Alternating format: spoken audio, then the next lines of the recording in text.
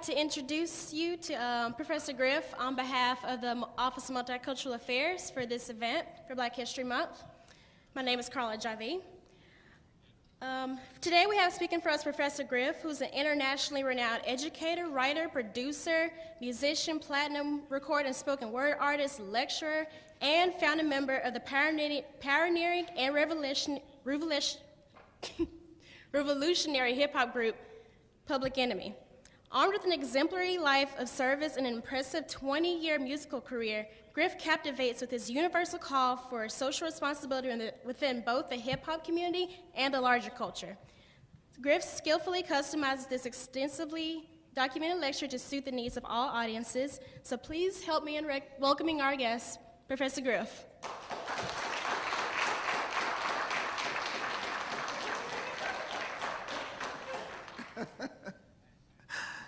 Let's give her a round of applause for that introduction. Carla, right? Okay. How's everyone doing? Good. All right, y'all can do a little bit better than that. All right, hold on one. Okay. I told a few people that I would be here at East Tennessee State, and I told them I was coming to Johnson City. Is that correct? So, you know, some people was just like, where? So, but I'm glad to be here. So, thank you very much for the invitation. By show of hands, how many people have actually went through the museum and checked out the exhibit there? That's beautiful. So during the Q&A, I'd like to ask you some questions about what y'all thought. Is that cool? Is that all right with everyone? I'm hearing like 2 people. Is that cool? All right. I have to personally thank the faculty and the staff being so warm and hospitable. It's not like I get tension everywhere I go, but being Professor Griff, there's just a little bit of turbulence. I'm sure you'll understand that. But I want to thank Khalid El Hakim for inviting me in to be a part of his life work. Let's give him a round of applause.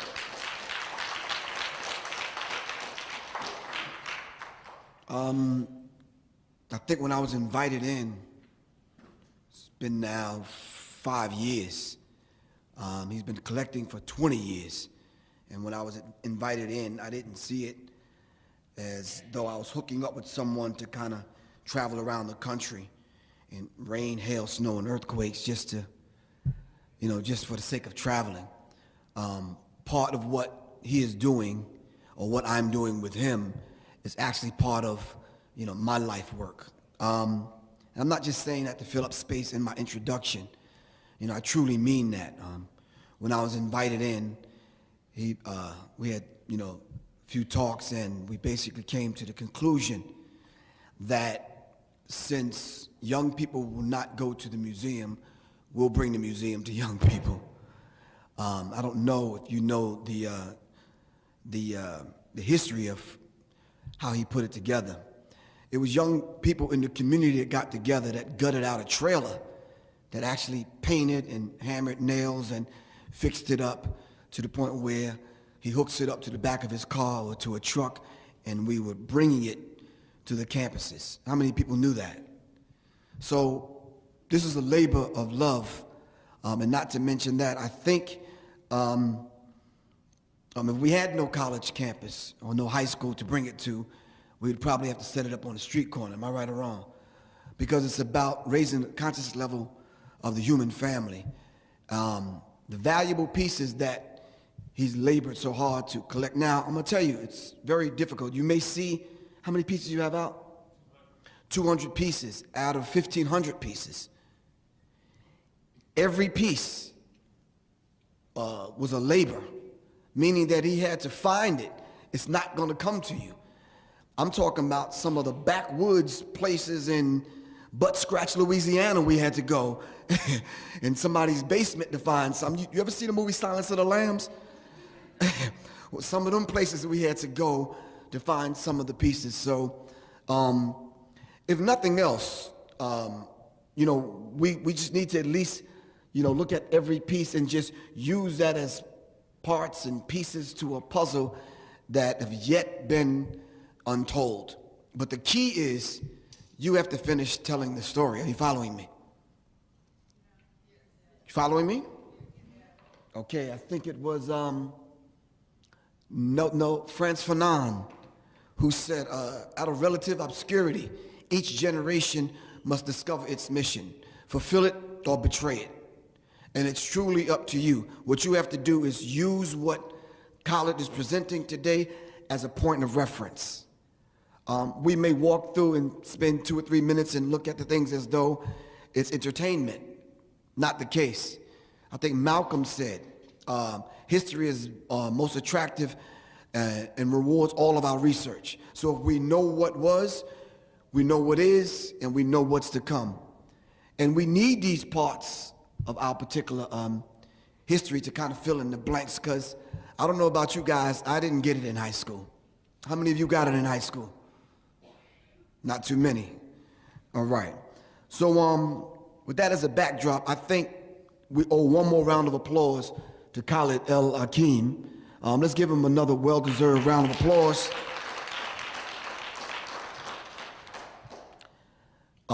Yeah, I was there at the conference when y'all met. I don't know where I was when y'all kind of hooked up to come to, where was I at, man? Oh, okay.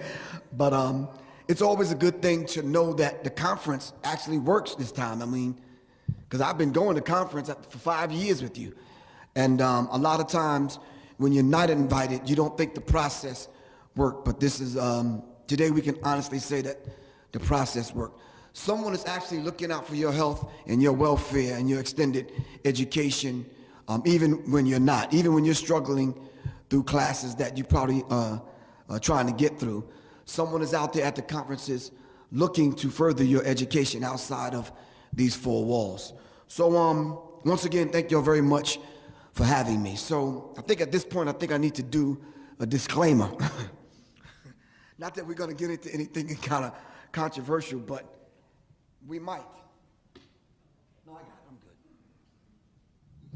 I'm good. I'm going to talk about the exhibit. I'm going to talk about Black history. I'm going to talk about history from a hip-hop perspective on what it means to us in 2011. But I think a little bit later on in the lecture, when we dive into hip-hop, I think we need to get a basic fundamental working definition of what hip-hop is before we go into it. Now, if I ask by a show of hands to ask you to define hip-hop, to me, being 50 years old, coming through the golden era of hip-hop, we'd probably come up with about 4 or 5 different definitions. Am I right or wrong? Okay. Just as a taste test, let me just throw this out there. Who knows the 5th element of hip-hop? Was that you scratching your head, or you just, okay, you counting? He's just counting, okay. Anyone? See, now you're about to make my job very difficult, because now I got to explain the 4 fundamental elements of hip-hop, synthesize it with this 5th element, marry that on to Black history, and bring it up to date in 2011, and that's kind of difficult. So I'm going to need your help. Is that cool? Is that all right with everyone? All right, cool. So what I think I'm going to do is just kind of basically read some quotes to see if we can just kind of set the tone. I'm going to deal with some theory. It may sound like conspiracy theory to some of you guys, but if you're actually living it and it's happening right before your eyes, I would tend to believe that it's not only conspiracy, simply meaning someone conspired and got together to bring about a certain result.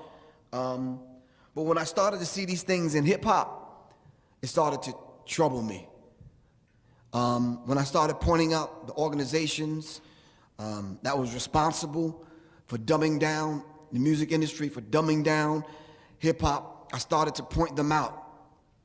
Normally I would have my DVDs laid out on the table, and in essence, thank you, in essence, this is how it went down. My DVDs would be on the table, young people would get them, go chop them up, put them up on YouTube, and I would end up getting 100,000 phone calls in a month, which is very critical. Surprisingly enough, 1 or 2 of the lectures that I've done had my phone number, and somebody put it on the internet. So can you imagine my phone number going out on WorldStar and end up getting 750,000 hits. So now that 200 clips are up on YouTube, can you imagine the phone calls that I get? Now listen, I don't mind. It's just that I do mind the 3:30 calls in the morning, breathing hard on the phone, threatening me. That kind of stuff I do mind. Are you following me? So, all right, one last thing. Is there anyone in the audience working for the government? As agents, as you working for the government? Okay, that's cool. You safe. Anyone else? No, that's where you're headed? We need to talk to you a little bit later on then. We need someone on the inside, all right? Okay, she's looking at me like, yeah, right. All right, let me pull this back up so we can kind of get started. I'm not going to be able to go over every slide. This slide was originally a lecture that I was doing in Kentucky, and I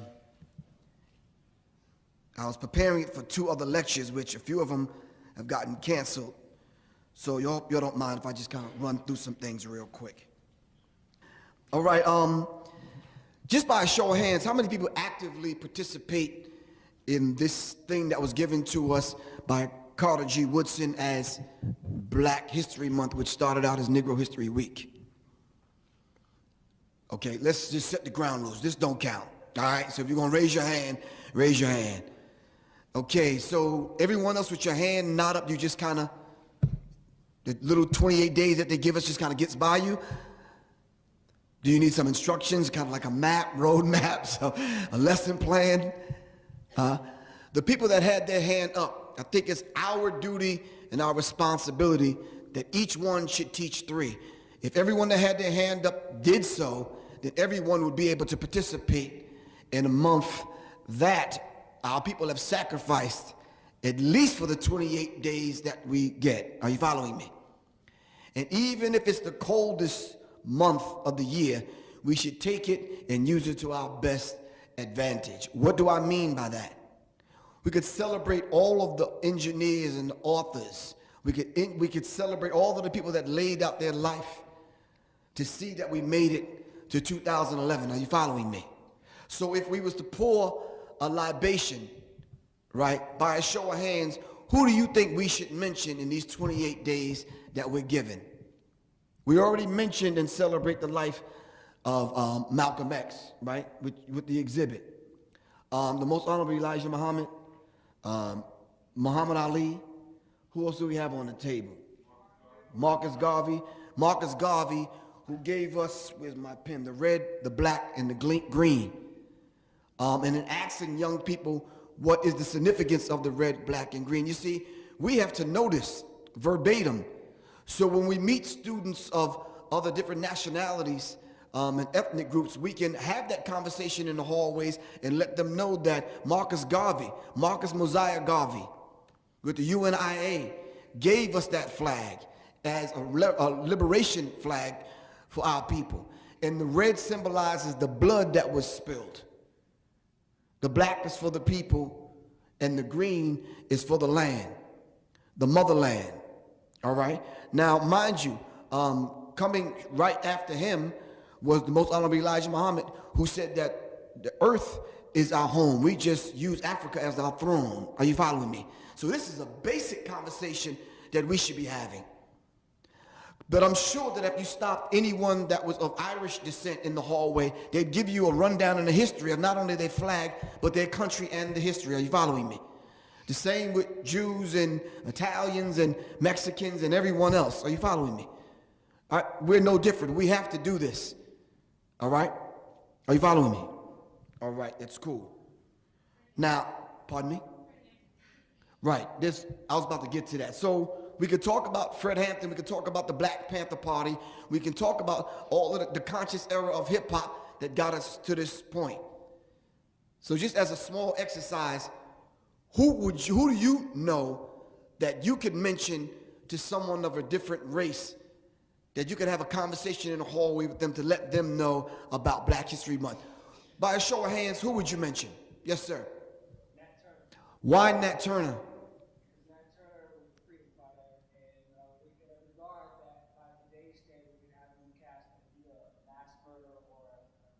Or, Oh, okay. Who else? Yes, ma'am. Pardon me? Rosa Parks. And why Rosa Parks? Stood up for her rights. Who else?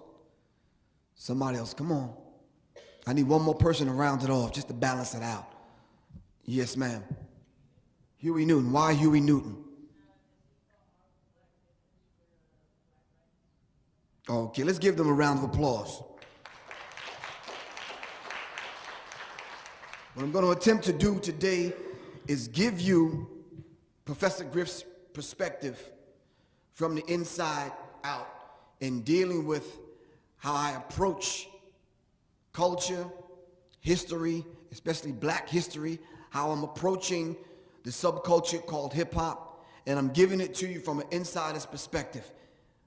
Meaning that I didn't read this on a bumper sticker. All right, and I didn't read this on someone's t-shirt as I was passing by. All right, so when you kind of live these things, I'm kind of giving it to you from an insider's perspective to let you know, in most cases, what goes on behind the scenes, not only in entertainment and in popular culture, but in hip hop as I know it. This is why I entitled, the subtitle is "It's Bigger Than Hip Hop. It's Beyond Beats and Rhymes." Now, hip hop, if you can remember this or you're taking notes, hip hop is higher infinite power healing our people. All right? Higher infinite power healing our people. Why? Because we always use music in rituals. We always use music in festivals because we thought and think today, still today, that music has a healing power to it. This is why when you find people that operate in dealing with alternative medicines, aromatherapy, music serves as methods of healing. It aligns the chakras, which are the energy centers. It brings them in line and connects them with your aura. We'll deal with some basic metaphysics a little bit later on, but hip hop is higher infinite power healing our people. What we're about to go over and talk about is some basic things that I feel from my perspective, it's beyond beats and rhymes. I'm gonna skip over a lot of the slides simply because I wanna get right to the point and we don't have a lot of time. Back in the day when I was growing up, when we had the experience of going to the store when we heard that a new album came out, we had the experience of going to the store and buying it. Once we bought it, we resonated with it because we looked at the covers. We read the credits. Are you following me? And this became part of our knowledge and our experience with a new record coming out. Especially if it was our favorite artist. We wanted to know everything about the artist. In today's fast-paced world that a lot of you live in with iPads and what else? iCondoms and whatever else, with supersized malls and supersizing everything else. Are you following me? We rarely take time and spend time reading and becoming part of not only being a fan, which is the root word to fantastic, which is the root word to fantasy. And this is exactly what they want you to do. They want you to buy in to the fantasy. So from a young age, you become a perpetual consumer of what you think is music based on a tradition and a culture. But today, I beg to differ. And we have to understand that hip hop and rap are two different things. All right? Hip hop is something that you are, rap is something that you do. I'm gonna let you marinate on that for a minute. Because I hear a lot of people talking about rap and they blame hip hop. If we had an umbrella, and the umbrella served as hip hop culture, up under the umbrella of hip hop culture, you have MCing, rapping, breaking, DJing, and graph writing, graffiti. Rapping and MCing is only one aspect of it. Then to synthesize that, we have the knowledge of self, which brings it all together to understand the four fundamental elements of hip hop. The four fundamental elements of hip hop are tied into the four fundamental elements of the universe: earth, air, fire, and water. So there's a spiritual component to hip hop that we always leave out. We hear a song like Laffy Taffy and listen to it and say, I don't like hip hop. And then we end up leaving out three of the other elements, and we fall short. Are you following me? Okay, let's understand that. So when we purchased the album, you know, we digested and studied the cover. This is my album that just came out 2 weeks ago. It's entitled The God Damage. So we studied the albums, and in most cases, we tacked them on our walls. I don't know if you used to do that. They became part of what we were about. They spoke for us. Are you following me? Like back in the day when hip-hop first came on the scene, and we was carrying those heavy boxes around with them heavy, expensive D-size batteries. I don't know if y'all remember that. But anyway, when we put it down and we stood in our B-boy stands, whatever song was on represented us. Are you following me? So hip-hop served as a voice of the voiceless. And that's what it meant to us. So when I managed to put together my book, Analytics, 20 years of conversations and interviews with Public Enemy's Minister of Information, Professor Griff, analytics basically simply means critical thought, critical thinking. And that's what I invited people to do. Let's not look at hip-hop as just one aspect, meaning emceeing and entertainment. It's a deeper component to hip-hop on the spiritual realm that we keep leaving out, and we missed the boat, all right? The book that I was putting together is entitled The Psychological Covert War on Hip-Hop. Inside of this book was this particular chapter entitled The Metaphysical Goddessry of the Soul of Hip-Hop, which we're going to talk on some metaphysics in a minute. But what I had to do is take this particular chapter out because I deemed it very necessary to lend credence to the fact that we need to start loving, honoring, and respecting women, especially in popular culture. Are you following me? Especially in hip-hop. What I decided to do, as Sister Ra teaches us, that we should put the woman back on the throne in hip-hop so we can balance it out. And I think this is what's going on. There's too much testosterone running wild in hip-hop, and all we're hearing is music and perspectives that are very linear, coming from a male point of view. Are you following me? Then any time that we hear something coming from a woman's point of view, it's on a low vibration. Are you following me? It's from the Nicki Minaj's and these kind of characters. Now, I know you're probably a Nicki Minaj fan, but let me just give you my take on it. I watched the behind-the-scenes MTV thing that they did on Nicki Minaj, and I sat there in shock to know that she said she would only deal with women. And the fact that she mentioned that there's a demonic entity that lives inside of her. How many people have heard this? No one, just me. I guess I'm the only one that heard this. Okay. Nicki Minaj says there's a demonic entity that lives inside of her, and she gave it a name. She says it's a male entity that's very violent and uncontrollable. She calls him Roman. I called it demonic possession. Are you following me? And this is what I mentioned several years ago when I talked about Beyonce oftentimes morphing herself into this demonic character called Sasha Fierce. Have you ever heard of this character? Okay. Well, by her own admission, she says this character takes over. All right? And in studying the voodoo, in studying ancient mystic practices, we know what that is. That's demonic possession. All right? So let's push forward. So I had to talk about the metaphysical goddessry of the soul of hip-hop to add the spiritual component back to hip-hop so we can be well-rounded. All right? So when I move later on into the psychological covert war on hip-hop, we would understand. So I have to talk about destroying hip-hop's appetite for self-destruction. I have to talk about the Illuminati's takeover of hip-hop. Now let's just not get really too moved by the term Illuminati. I hear that being thrown around in the music industry and on YouTube. The Illuminati simply means holders of the light, all right? The light bearers. Listen, I think I need to say this from the outstart. You cannot join the Illuminati. Someone came up to me at the grocery store and said their homeboy was about to join the Illuminati. Stop that. The Illuminati is a secret society with subsidiaries that go by a lot of different names. And the only reason why I'm going into this, because I have to use this as a backdrop because I know it's on a few people's minds in the audience. All right? We're throwing this term around and we're acting like it's a glee club or the Boy Scouts, which is not the case. It's an ultra secret society.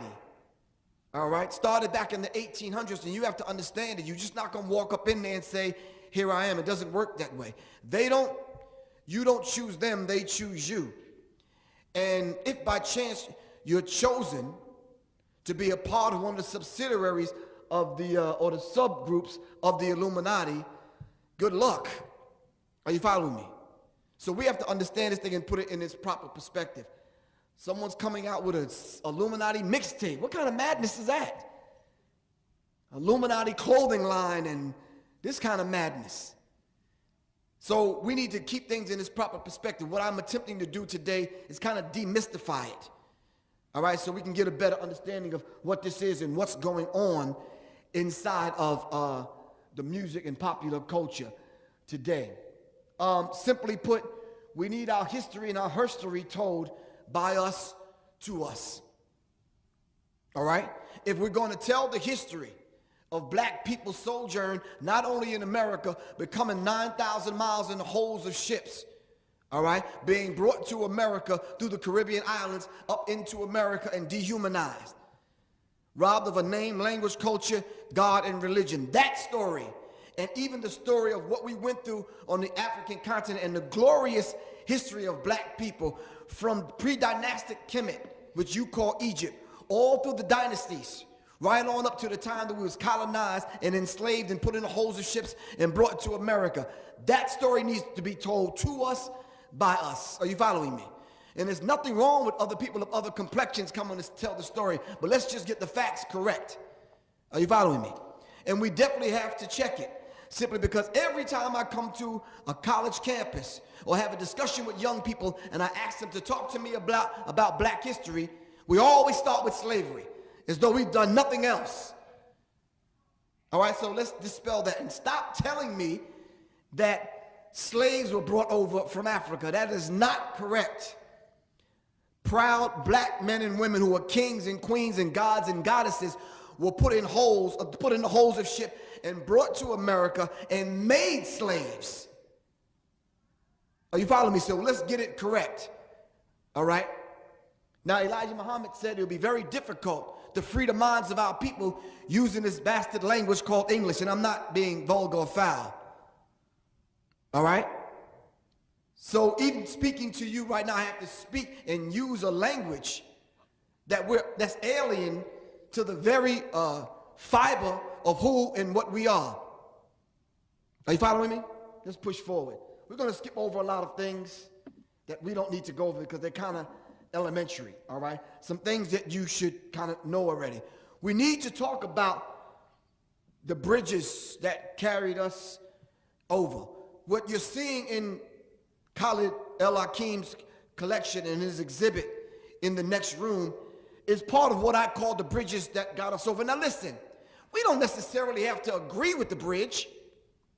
How many of you have ever driven out of state and you had to cross some bridges in order to get to the next state or to the next town? Did you get to the other side and turn around and curse the bridge out? No? These are bridges that got us across. These are doorways that allowed us passageway to the next realm.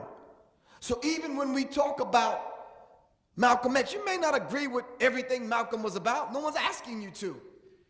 But as black people, is that not a period in time in the history that we need to hold on to, know, and understand? Can we not use that as a bridge or a doorway that got us through? Can we? Can we use what Harriet Tubman taught us? When she was interviewed, she was asked, how many slaves did she free? She said she's freed thousands, but she probably would have freed thousands more if they only knew they were slaves. But nonetheless, is it a bridge that got us across? Yes, it is. I don't agree with everything that go down in the black church.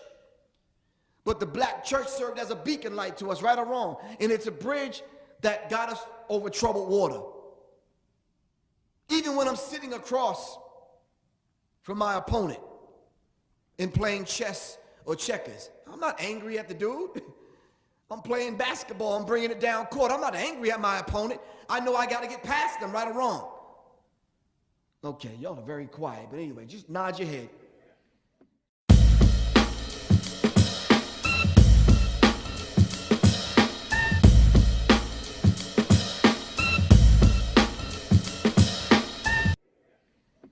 Last point, and then we're going to kind of go through some things which going to make you uncomfortable, because I'm sure you didn't come here for me to validate everything that you already know, right or wrong.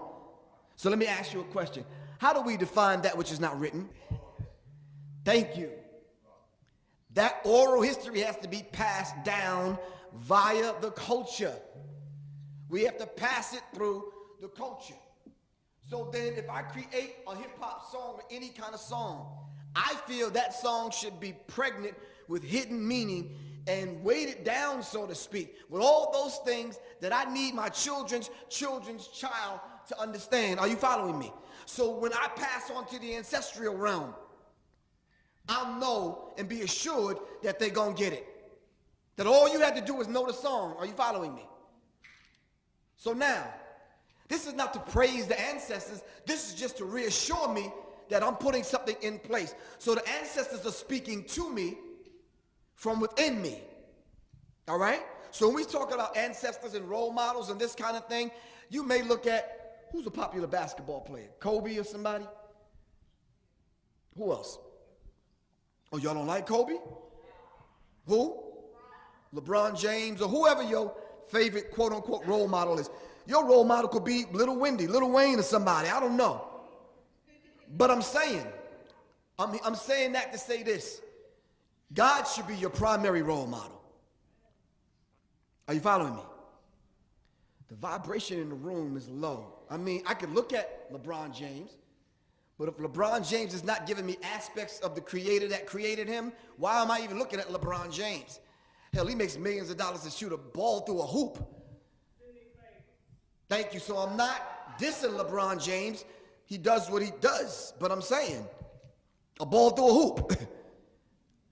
I went to Disney World this summer to take my granddaughter, and we seen a seal balancing a ball on his nose, and he put it through a hoop. I'm not dissing LeBron James, but I'm saying if I can't see the essence of God in LeBron James and it's going to take me to another level, then I don't know. LeBron James is a conversation at the bus stop while I'm checking my iPad or something. Are you following me? That's it. So when we pour libation and we call on the ancestors to be among us, to guide our deeds and guide our words today while we're having this session, I can't call on the spirit of LeBron James. I truly can't. I'd have to call down Oshun, Ogun. I got to call down Asatiwa. I got to call down all of those ancient deities that I need to guide my words. Are you following me? I have to call down the Mau Mau. I have to call down all the ancestors that I need to get me through this. All right? Now, if you're a Christian and you're sitting in the room, you may be calling on Jesus or one of the 12 disciples, which is cool. There's nothing wrong with that. But I'd have to say, through my lens, I'd have to look at it and say, well, the 12 disciples weren't actual real people. They were aspects of the divine self. So if I have to call on aspects of Paul, Peter, John, whoever else, cool, ain't no problem. But if it's not written, we have to pass it down through the oral tradition, as stated. Now, I had something up here which I really didn't want to go over because I wanted to get into the hip-hop thing real quick, but it kind of blew my mind because I went to visit the Georgia Guidestones. Have you ever seen this? 1, 2 people have actually seen this? Well, these are the Georgia Guidestones, and it disturbed me because I'm just going to cut through the chase. The Georgia Guidestones are written in, I believe, 13, 12, 8, 9, 10 different languages. And they're all basically saying the same thing. And these are actual stones erected in the state of Georgia. So when I went to visit them, it left a very disturbing message on my brain because it actually talked about limiting the population of the earth to 500 million will require the extermination of 90% of the world's population. We have a divine duty as the human family today in our celebration of Black History Month and the celebration of just being humans and coming together to advance humanity. We have to study this and understand that if they're planning on getting rid of billions and billions and billions of people, no one understands that we're responsible for one another. Are you following me? This is a very, very dangerous idea to reduce the population. I'm watching the news one night and I'm seeing the turbulence and the crisis going on in Egypt. I'm sure some of you seen that unfold, right? You know the beautiful thing about that? A revolution was sparked from someone's cell phone using damn Twitter and Facebook. That shows you how powerful the media is. Are you following me? That if you can send out a tweet and get 250,000 people to come down in the square to protest injustice, it's a very, very powerful thing. On the flip side, it's good, but on the flip side of that, it's very dangerous. All right? Oprah on her show, did you see when she advertised a free meal at Kentucky Fried Chicken, and you just needed to go to her site and download the coupon and you can go get a free bucket of chicken? And this was ridiculous because there was lines around the corner at Kentucky Fried Chicken. I call it Kentucky Lied Chicken, which is a form of mind control. Are you following me? So we're going to dive into that. All right? The first thing that happened in Egypt was they shut down the trains and shut down the means of communication. Did you notice that? We have to understand that. I'm not talking about we're going to bring about a revolution in America. I'm saying we should bring about a mind revolution in America. A revolution of the spirit. And revolution, let's not get spooky about it. Revolution is complete, constructive, conscious, cosmic change. That's it. So as a backdrop, let's get into this hip-hop thing. For we wrestle not against flesh and blood, but against principalities, against powers, against the rulers of darkness of this world, against spiritual wickedness in high places. Now, these may be your two favorite rappers up here, but I'm sorry. They're not in my iPod. Are you following me? So we have to understand certain things about politics. And just for a few seconds, let me just kind of lay the base, and then we can dive into some other things. The city-states global control brought to you by the international banksters. The 3 city-states. Now, is this a 4 or 2-year school? 4. Oh, good. How many political science majors we have in the room? Please don't try to hide from me. No one studying political science. Oh, that counts. Good. We talk to me. Politics. What is politics?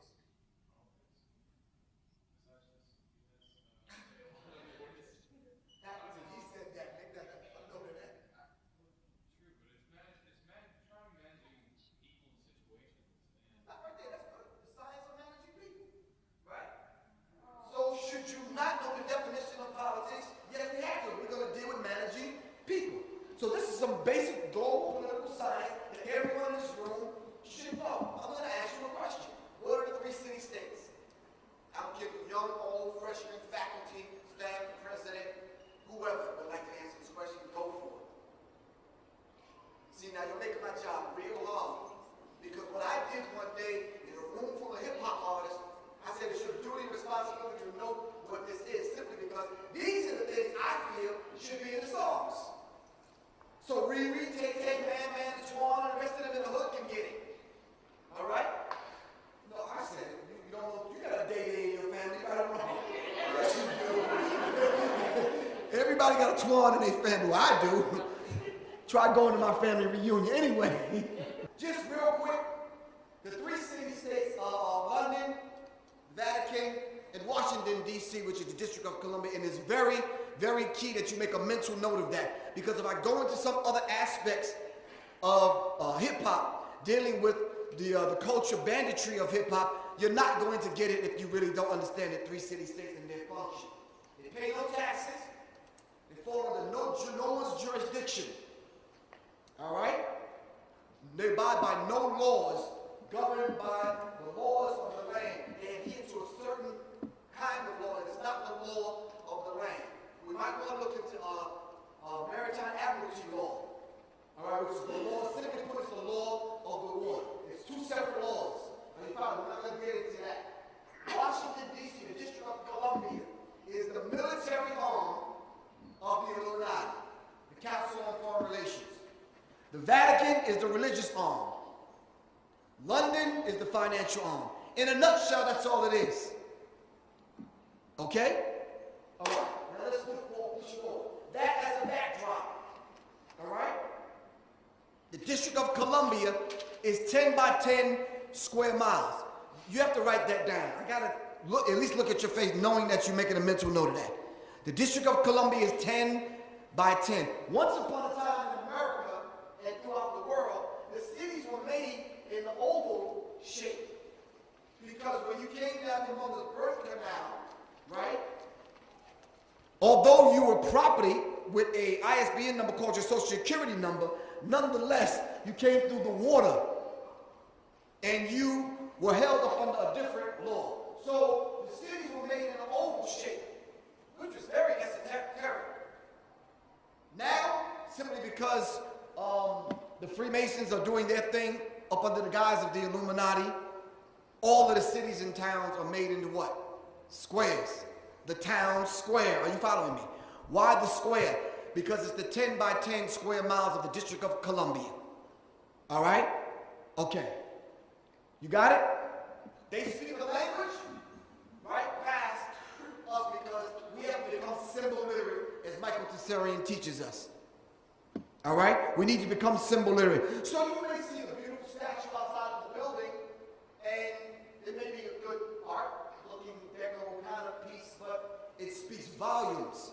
And if you're not symbol literate, you won't know how to read it, and you don't know the language and the message that they're using to speak to one another. So what we're going to do today is kind of decode it. We're going to skip over things. You got hit over the head a couple of years ago with change you can believe in. All right, almost two and a half years into it, do you still believe in the change? Okay, something happened in the interim, right or wrong. So we have to understand what took place. Now, Barack Obama admitted some of the songs that are in his iPod. He mentioned Snoop Dogg, Ludacris, and some other people. I don't know why, all right? But when we looked into it, we found Barack Obama brushing off his shoulders, which was, I think, was a song and a gesture by Jay-Z, right? So in my mind, I'm sitting back watching how this thing is unfolding. Now I'm like, why is hip-hop making its way into the iPod of the President of the United States? What significance does that have to you guys? That Barack Obama has his finger on the pulse of what's going on in hip-hop, right or wrong. Later on down the line, well, we're not going to deal with this today. This was an exhibit that was set up, which is very disturbing. And I put this in here because I was dealing with a class a couple of lectures ago about race relations. And this was an exhibit that was set up, and it was entitled The Assassination of Hillary Clinton and the Assassination of Barack Obama. And it was disturbing because they hung nooses. They put black faces on the wall, basically saying you could become the next Negro president. They put the cover of his book up, Barack Obama, The Audacity of Black Hope. But on this wall, they put nappy head holes, which we went through that period, right or wrong. And this was an actual museum piece that was put up. Why some of the pieces that was put up, I don't know, but it was very, very disturbing. Once again, I held hip-hop responsible, and I said, listen, if we're the beacon light and everyone is tapping into hip-hop culture, how come no one put it in the song? How come you've never seen it in anyone's video? Are you following me? Let's push forward.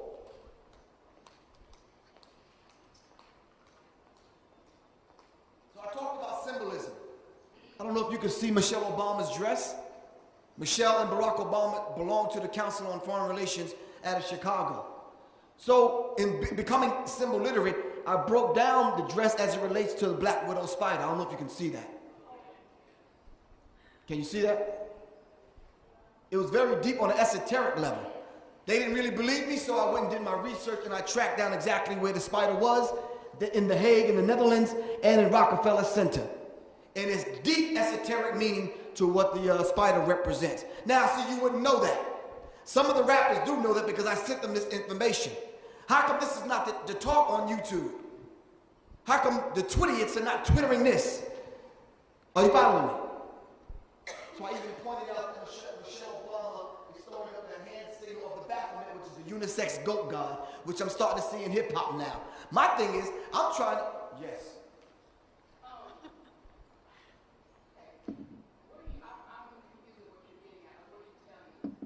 I'm saying all this information that we're seeing in society, why is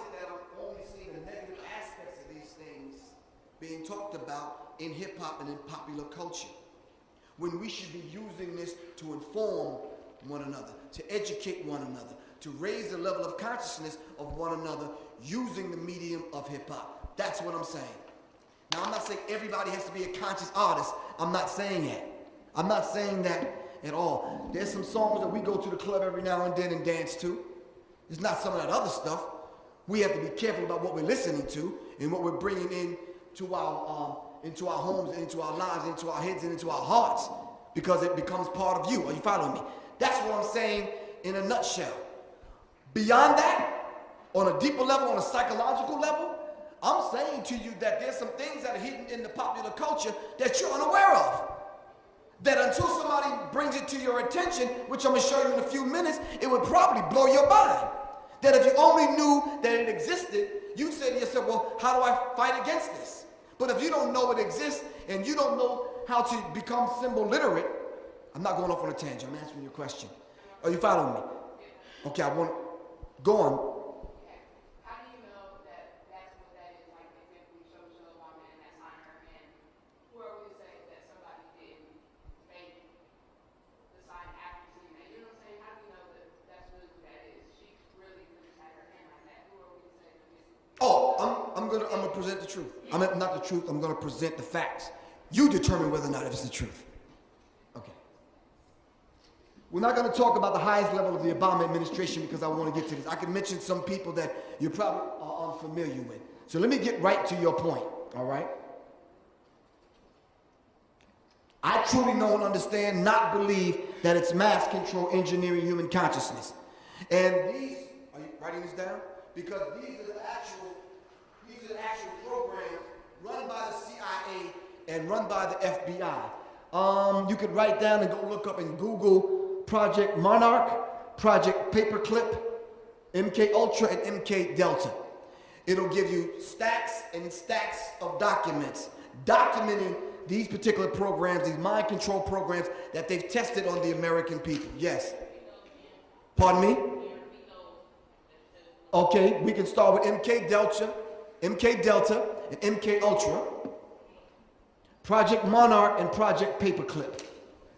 All right.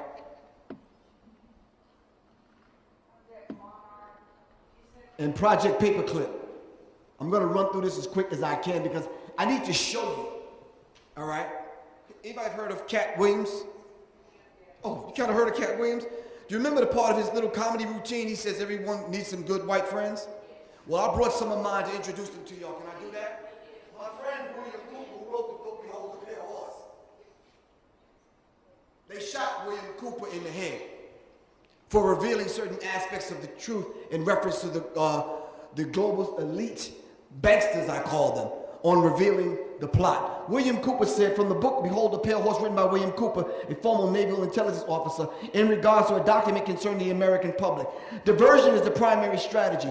The simplest methods for securing silent weapons and gaining control of the public is to keep the public undisciplined and ignorant of basic system principles while keeping them confused, disorganized, and distracted of matters of no real importance. I'm not going to read the whole thing, but can we just kind of piece that apart for 1 second? What the hell is MTV Cribs and Pimp My Ride and these unreality shows? Is this not distraction, disorganized, and confused? Are you following me? You see, this is what's going on in popular culture. Mind you, when that's going on, something very critical is going on that you need to be aware of, but you're distracted. You can't wait to stay tuned into what's going on Atlanta Housewives and this kind of thing.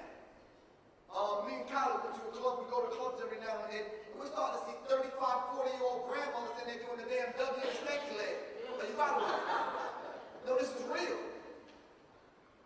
So we have to understand this, that entertainment is kept below the 6th grade level. 40-year-olds are making music for 12-year-olds, and you don't see a problem in that. Are you following me? When you start talking about brush your shoulders off and popping bottles and this kind of madness, that's not suitable for a 12-year-old. But what happens? It makes its way into the home via the computer, the iPod, or whatever else. And now it's running rampant. It's almost to the point where it's out of control. All right? Let's push forward. One of my other good friends, Jordan Maxwell, Very brilliant researcher.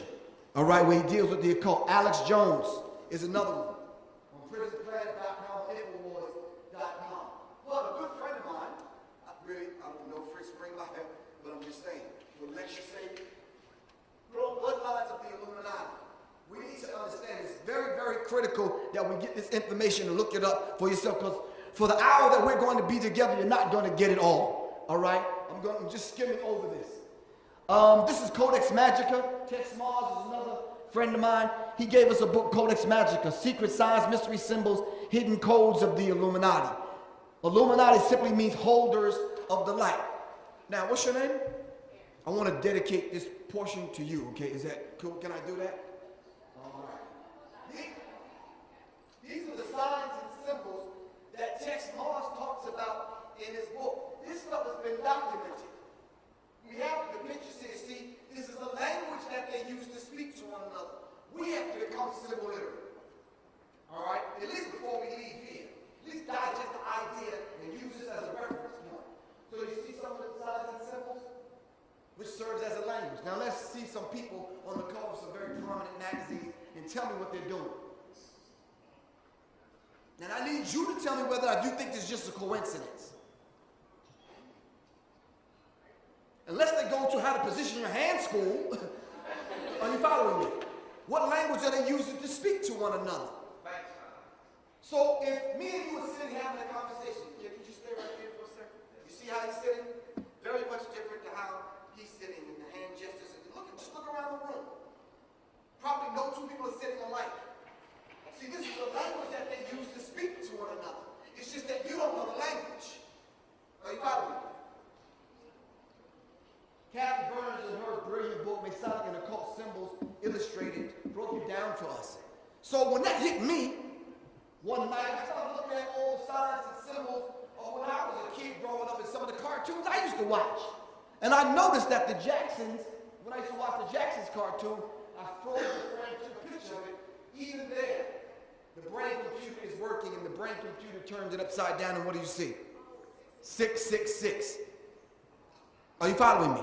And it's real. Now, right now, I know you say, come on, Griff, you reaching, man. That's a conspiracy theory, if I ever heard it. If that is the case, then, do I need to go back a couple slides for you? Because why now, T-Pain being a brand new artist, only the last few years T-Pain has came out, right? Why is T-Pain talking about 3 rings, and he took the 2 E's and turned them around to make the 33? Who was T-Pain talking to? We have to understand the language that they use. Oshawa Tracy teaches us images shape reality. We need to study the African origin of Freemasonry. You know why? Because the signs and symbols that you're seeing in the occult and in the Freemasonry and in the Illuminati are our symbols, stolen from us, given a demonic energy and frequency, now being used against us because they're coming after our souls. Did you know that the Oscar was made after Ptah? See, some of these things we don't know because we're not symbol literate. Are you following me? But if we start looking into things instead of at things, then we'll be able to decode it. All right, so for the people on the little yellow bus, this spells sex. S-E-X. Now, these are brand new movies. What, they came out a couple of years ago? See, we have to understand that. These things are done done by design. Study Myron Fagan, who said the Illuminati is the Council on Foreign Relations. Study Sigmund Freud's nephew, Edward Bernays, where he talks about the century of self, the untold history of controlling the masses through the manipulation of unconscious desires. We have to understand that. All right, here's part of your proof. His name is John Todd, a former member of the Illuminati. He was warned against their plans for world domination before he was framed and effectively discredited by the Illuminati. Guess what? They still didn't find his body to this day. And he warned and left tapes with his family that if he came up missing or something happened to him, to reveal what he put on the tape. And they did, and you can find it on YouTube. And none of this stuff is conspiracy theory. This is actual fact. How many people in the music industry? Anyone in the music industry? Anyone that know anybody in the music industry? Why is all of the albums that come out, they always come out on a Tuesday? Is it an accident? No, it's done by design. All right? Tuesday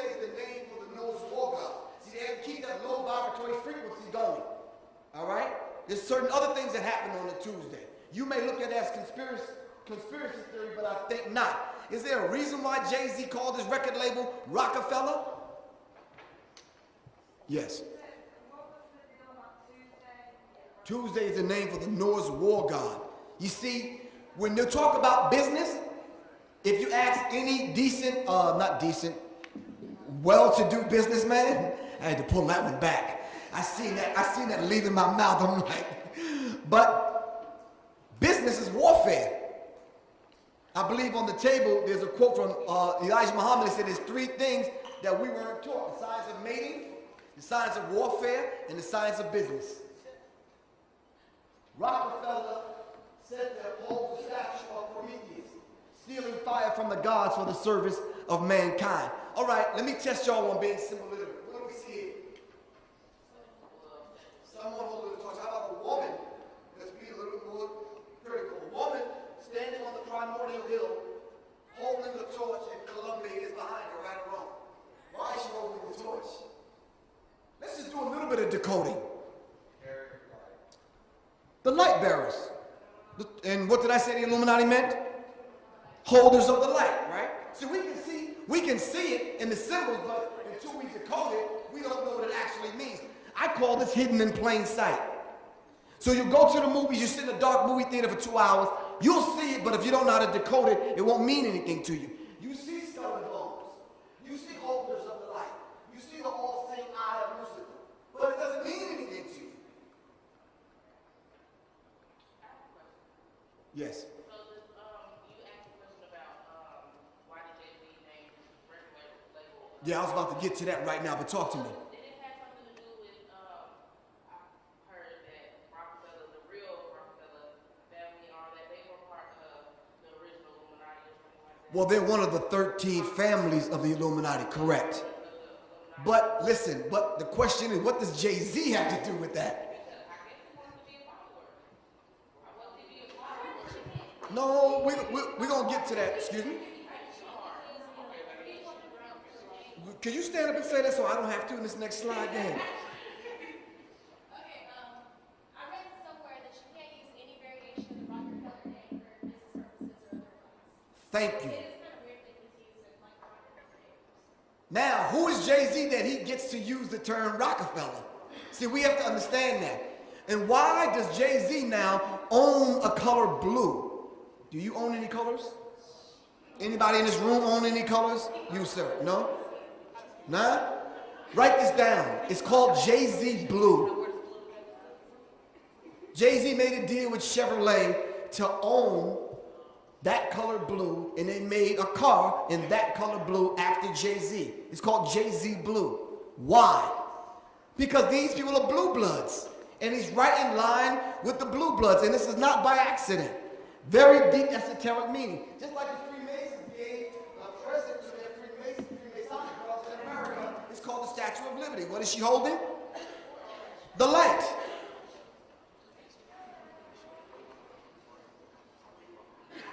This is what you see Michelle Obama holding up. The back on that. The unisex goat god worshipped by men such as Alistair Crowley, Albert Pike, and Jacques de Molay. What does all this have to do with hip-hop? They left the signs and symbols on the money bid. If you only knew how to read the money, we would understand it. But we're not going to deal with that today.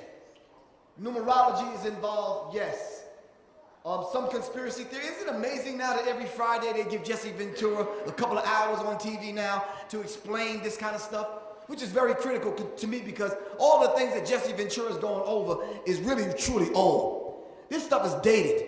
This is the stuff that we should know already. Are you following me? We should know about the 9 squares in New Haven, Connecticut, because New Haven, Connecticut is the birthplace of the Skull and Bones Secret Society. Why Skull and Bones? Because George Bush and some of the other presidents came through the secret society called the Skull and Bones. Tic-tac-toe sign, all adds up to 6-6. Every watch ad, the time is always 10-10. Why? Because the District of Columbia is laid out in 10 by 10 square miles.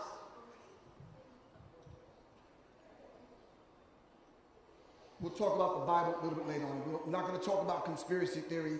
We are going to talk about the Windows 95 logo being on the arm panel Adolf Hitler. When I seen this, it kind of blew my mind when I looked at Jordan Maxwell's website. I'm saying, now what's the connection between Bill Gates, the Bush family, and Hitler?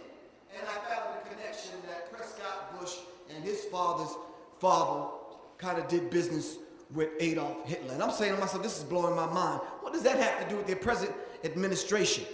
I'm going to tie it all in.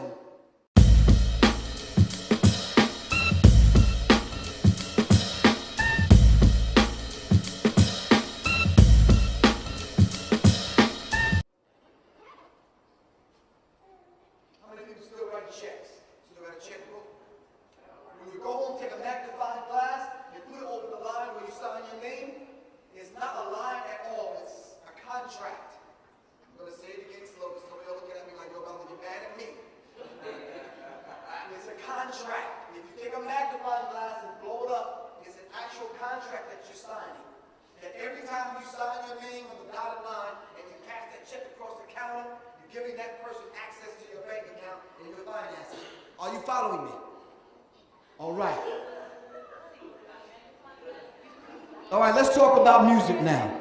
Music and speaking sounds. Music is used to calm patients in hospitals, to stimulate sexual arousal, to get shoppers in the mood to spend money, excite crowds at football and basketball games. It was used to communicate to soldiers in the battlefield, and rituals and ceremonies, all right, and religious rites. Let's understand that. I talked about Beyonce morphing herself into Sasha Fierce, which I said was demonic possession, all right? Let's take a look at this. LeBron James said he was happy to be on the cover of Vogue. So we're talking about Black History Month and putting the pieces of the puzzle together. This should be a shame. Are you following me? But instead of looking at it, let's look in it. How many people notice the horns on the top of his head? See, we have to become symbol literate and understand what's going on. This is the second Vogue cover that I just showed you guys. Now, what's up with Vogue magazine? Are they being used as a front company? Are you following me? We have to understand these things.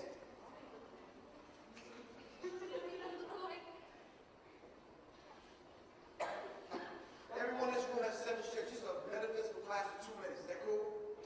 Everyone in this room has 7 chakras. Your chakras are energy centers. Alright? This is why you go to the club, you throw a couple back, you on the dance floor. You understand what I'm saying? You're doing a damn thing. You're on the dance floor. And now, really, truly, the music is kind of taking over because it's hitting you at your energy centers. And you can't help it. Women, how many times you've heard a song and you ran into the dance floor, oh, this is my song, and you start dancing. What happens in that process? It takes over and you almost lose control. You don't kick your damn shoes off, the pantyhose are running, and you out there on the dance floor backing up. Am I right or wrong? So now we have to understand your energy centers. What happens in that process? I'm going to tell you a true story. Around the holiday time, I'm in the Kroger at Kroger's. Y'all got Kroger's out here? Okay, I'm Kroger. And in the background is the Rudolph the Red-Nosed Reindeer song. Now, I'm not really into Christmas like that. But it's hitting my subconscious mind. I'm in the car, Rudolph the Red-Nosed Reindeer. I'm like, how did that happen? What process did I go through in the grocery store, right? That I went through a process that these songs and this was hitting my subconscious mind that I remembered it and started singing. You see, they got the same 13, 14 songs on the radio every single day. Repetition is the mother of learning. Repetition is the mother of learning. 90% of all communication is what? Non-verbal. It is non-verbal. So what you cannot hear and what you cannot feel is actually hitting you at your lower chakras. And your lower chakras are responsible for your urges and your desires. This is what gets you on the dance floor. Those low vibratory frequencies in the music are hitting you at your lower energy centers, and it's getting you on the dance floor. So now, you feel it. And then now, subconsciously, the words have made its way in because you opened up to it. And guess what else happens in that process? When you hit the club, you drinking the thing that older people in the audience call your spirits. What are the spirits? Wine, beer, liquor. That's what you do. So now you're wide open. You don't got the spirit in you, and you got the spirit, and the music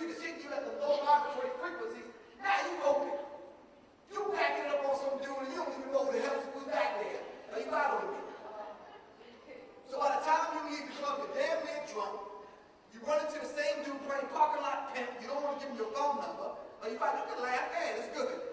It's good to just kind of get it out because you know I'm telling the truth. It's hitting you at your energy centers. And you're not in control of yourself. Are you following me? So the lower chakras, especially the red and the orange chakra in between here, see, that's the low vibratory bass tones in music, and that's where it's hitting you. All right? This is how come a lot of times the brothers in the hood, when they talk, they say, yo, you feel what I'm saying? You feel me? Sometimes people say, you hearing me? No, y'all don't hear? Okay, listen. Sometimes when I'm talking to you, I want to know if you hear. You hear what I'm saying? Okay, but do you feel what I'm saying? Okay, we just communicate kind of different, and we understand it in a different kind of way. This is how come when you argue with your girl sometimes, your wife, she say, well, we not here. She don't mean the two physical eyes. She mean the third eye. We just not there. You follow me? Okay, cool. Gotcha. 7 Up knows that also. This is why come they created 7 Up, which are the 7 chakras, and the energy goes up. The energy is called the Kundalini, which taps into the pituitary gland or the pineal gland. That pituitary gland is responsible for releasing hormones in the body. So there's nothing wrong with it. There's something wrong with it. Let me take that back. You know, I should have showed you the mating procedure. Hell, you don't meet somebody in the club just because you had a few, you dancing with them, you don't vibe with one another. That don't mean you got to take them back to the dorm room. So the mating procedure should start from the crown chakra down, not the root chakra up. Are you following me? We have to understand that the 7 Up knows that. This is how come it's the 7 chakras up, starting at the red chakra, which is the root chakra up. Red Bull knows that also.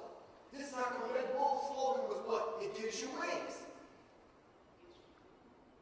It also gives you anxiety, dizziness, headaches, jitters, and it's a normal state. Shit, ask Flavor Flav there. But anyway, how to eat to live, not how to live to eat. Commercial break. No, shh. When rap or hip hop gets to this point, it's a rap. Honeydew, cheese doodles, or whatever the hell, stop that, man. But if you are still eating at Murder King, McDevil's, Pizza Slut, Kentucky Fried Chicken, McDevil's, Drunken Donuts, Toxic Hell, if you still eating at these places, poisoning the Temple of God, all right, you're actually doing yourself a disservice. Now, I ate some stuff in the cafeteria that was kind of good.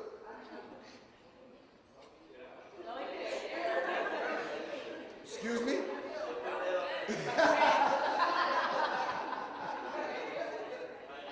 Straight up on the real, this stuff is not food. You put this stuff in your body, it actually interrupts the frequency. That frequency, I'm telling you straight up, is chemicals masquerading as food. Alright? Side note, the average American eats in a lifetime, 15, this is you, 15 cows, 24 hogs, 900 chickens, and 12 sheep. No, yes y'all do.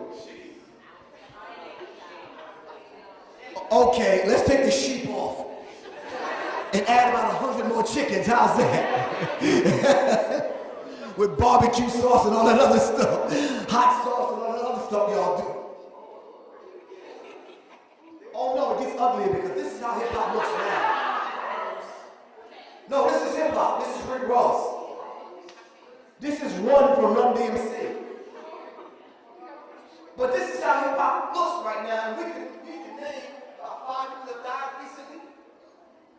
Guru from Gangstar just dropped dead. Passed out, had to be rushed to the hospital, dead. The few other artists we can mention.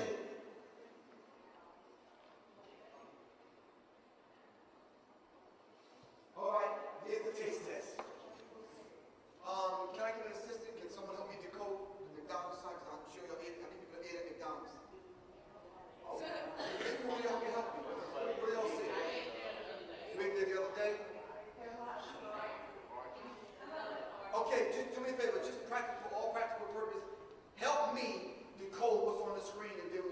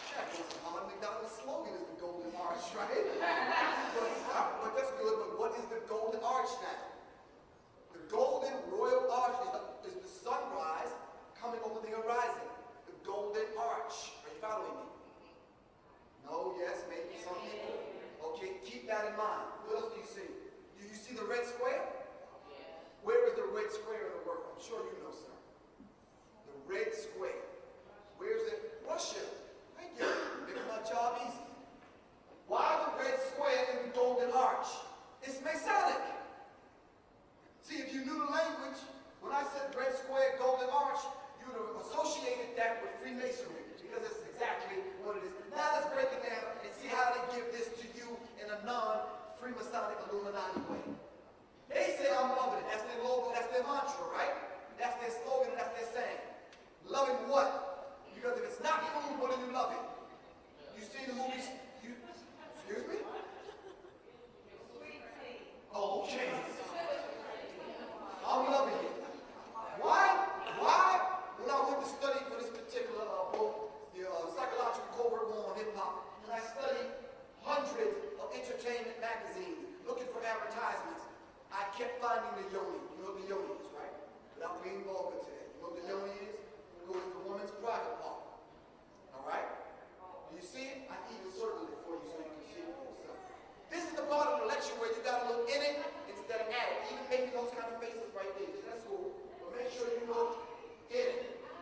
I'm going to show you a few more. Do you see the yoni? You see, it's there, but because you're not symbol literate, it becomes a problem and the language is right by you. How about this?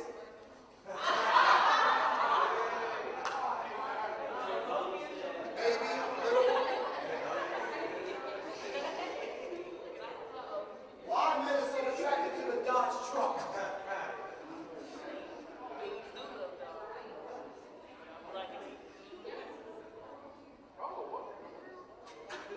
See, we have to look in it instead of at it. 90% of all communication is non-verbal. The language that they're speaking, in this case, is visual. Why is everybody getting those? Look right here. That's what I'm saying. Well, you see, this what they're trying to do with his leg between her legs, with his hand going, whatever his hand is doing. This right here, and his bag is here. He's back. Wait a minute. These are advertisements that I pulled out of magazines. Probably magazines that you're not interested in. How many people read Double XL?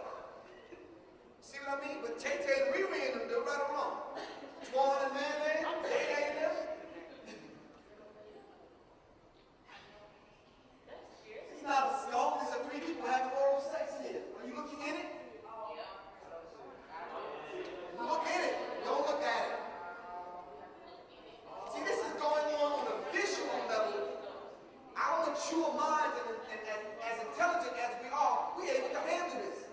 But I'm telling you, man, the 8, 9-year-old shorties, they're not able to handle this and decode this like this and put it in proper perspective.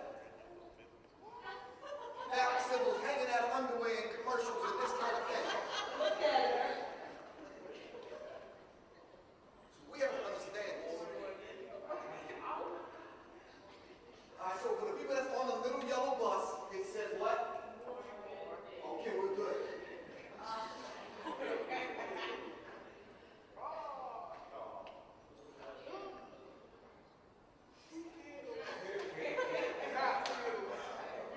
Some of the people are still trying to figure it out. Let's help them with it. It says berry sex explosion. And why are they using the red root chakra? Are you following me? You see, we have to understand this. I'm just showing you what's already out there. I'm not making this stuff up. This is already out there. See, if we know how to look at these logos and these mantras and decode them, we figure it out. Why do they keep using the three, which is the NBC, the ABC, and the CBS? Why do they keep using the square Freemasonry superimposed over one another? How about the circle within the circle within the circle? How about the blue square that we keep seeing? All right?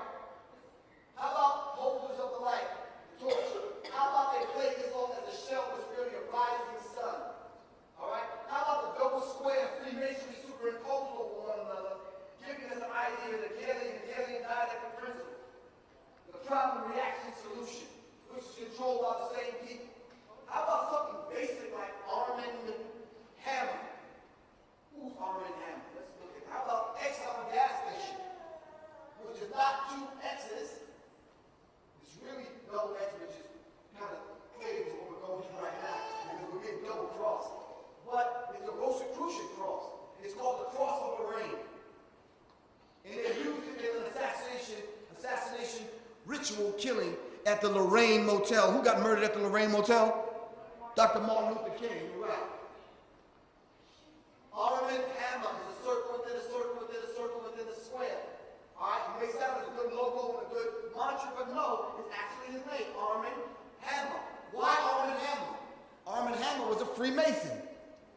And he financed the Armand Hammer United World College. Have any of you ever been to this college? See, we don't know what goes on behind the scenes with the global vaccines. I'm going to get to hip hop in about 4 minutes. How many people are still drinking the Monster drink? The cross on the ring was actually the Exxon sign.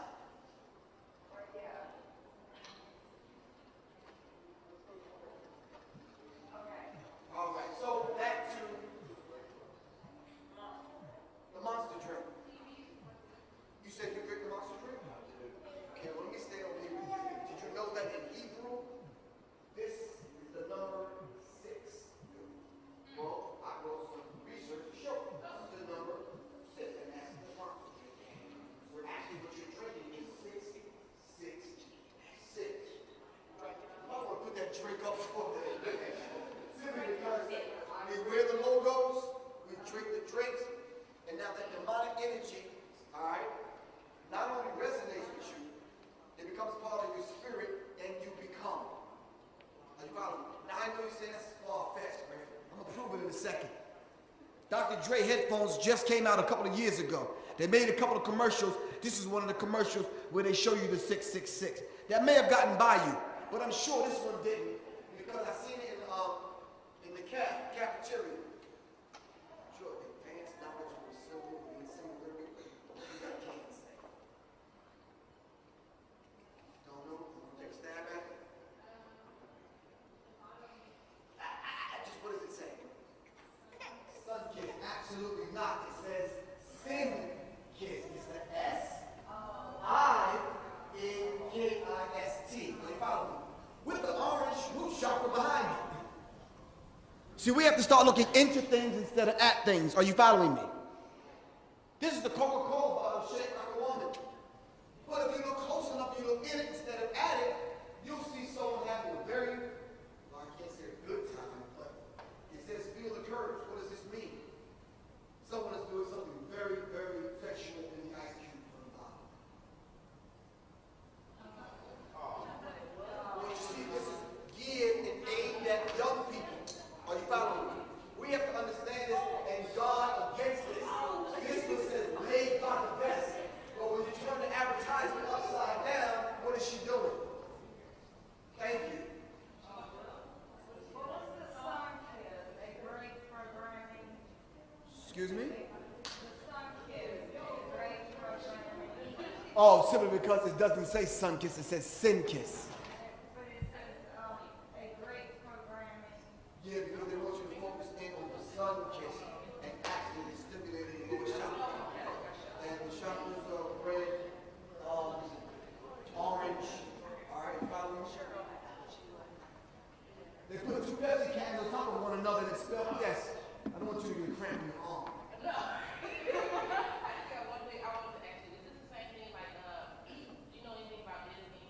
You ever seen the Disney? Yeah, we're gonna go over that in a minute. Okay. Would you like to help me when I get to that part? I have to go. I Well, got one part. we'll Twitter you, all right? How's that? Okay. All right. Got you. Oh, no, that was a picture I took in L.A. when I went to the bathroom at this little, it wasn't, one of them kind of places anyway. All right, so these are the 13 bloodlines. I'm going to get to this hip-hop thing. I want to give you, just after I lay this out, I want to dive into the hip-hop. I got to skip over a lot of things, but these are the 13 families. As she's leaving, I was going to mention Disney, Rockefeller, Kennedy, some of the ones that you're familiar with. These are one of the 13 bloodlines, and you see everything that they control. Any name up here that look really familiar? How about AT&T, Bank of America, Bristol Myers, Johnson & Johnson, ITT, Chrysler, CNN, New York Times.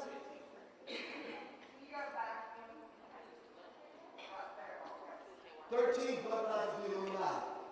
All right, I gotta dive into this hip hop thing because I gotta get some of the people leaving and tie it into the museum. All right? So we're going to skip over a lot of the things that I would go over, all right, in dealing with being symbol literate. But I'm sure y'all got that by now, so we can skip over that. Like I said, men of two waters operate between the rising and the setting sun. McDonald's showing the allegiance to the Illuminati. Now, because there's 13 families, if you turn McDonald's logo sideways, you see what number? 13, 1 and 3. Same with Arby's. You turn it sideways, it's 1 and 3. What do you follow me? This is the language that they use. Some of the advertisements are very obvious. Some of them are all too obvious. Some of them are almost embarrassing to the point where it says loves baby salt because innocence is sexier than you think.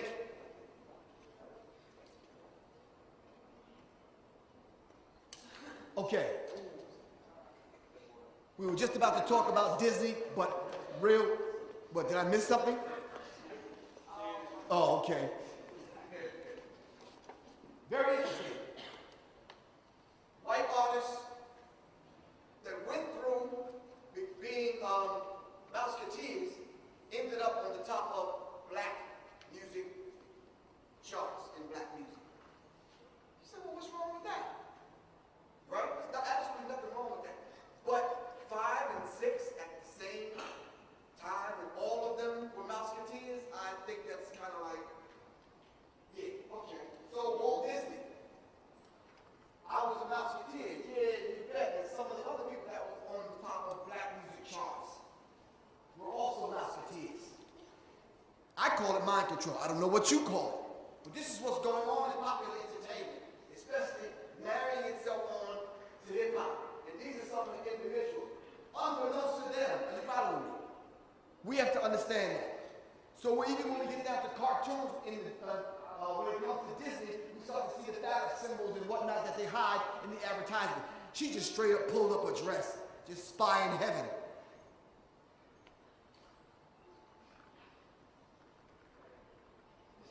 In The Lion King, it spells out sex. I don't know if you all have been on this ride right here.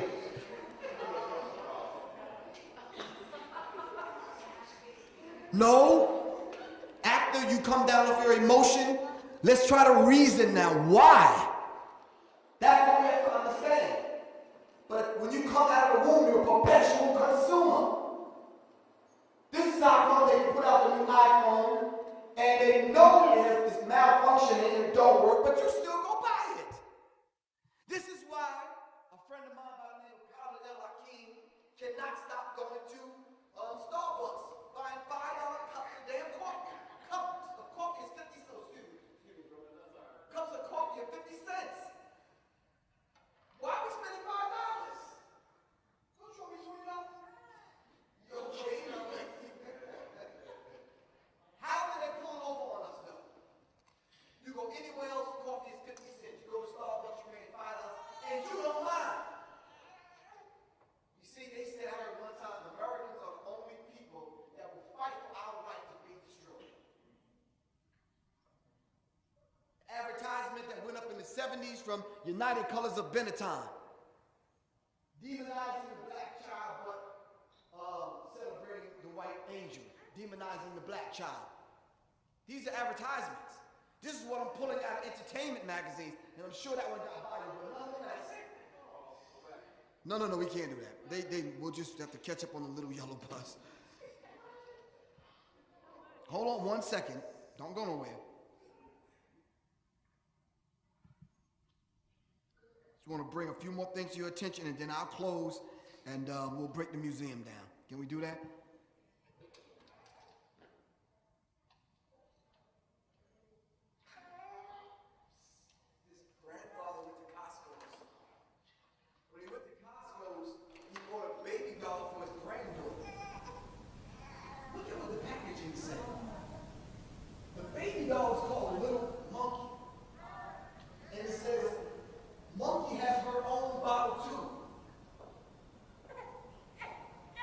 Maybe it's not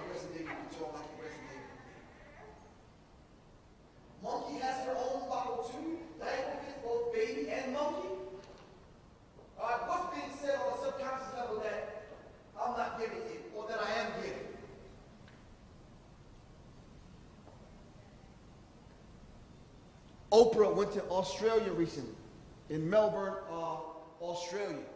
She seen the Mammy dolls being sold. As much money as Oprah had, she could not stop racism that day. Are you following me? She couldn't write enough zeros on the check to get this woman in that store to stop selling the Mammy dolls.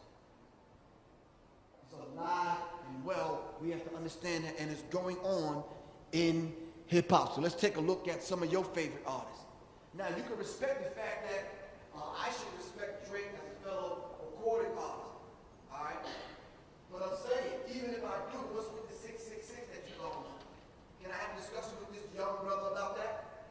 Are you following me? At least, let's have a basic discussion about it. Because I understand science, and if he was sitting in the audience today, he'd probably understand, because Public Enemy, when we came out, we wanted to raise the conscious level of people to get them to understand that we're using music to speak a message to raise people's consciousness level. The entire human family, not only black people. So when we heard Grandmaster Flash in the Furious 5, although we didn't wear tight leather pants, we just understood what they were saying. Are you following me? It was a vibration. It was something coming from the Bronx that we had to get involved in because it was calling us. Strong black male images. The music industry was not going for it, so they'd rather have a flavor of love under one roof, flavor fried chicken, and this kind of madness. So you follow me? Because it's easy. Now, young shorties are viewing Public Enemy through the eyes of flavor of love and this kind of madness.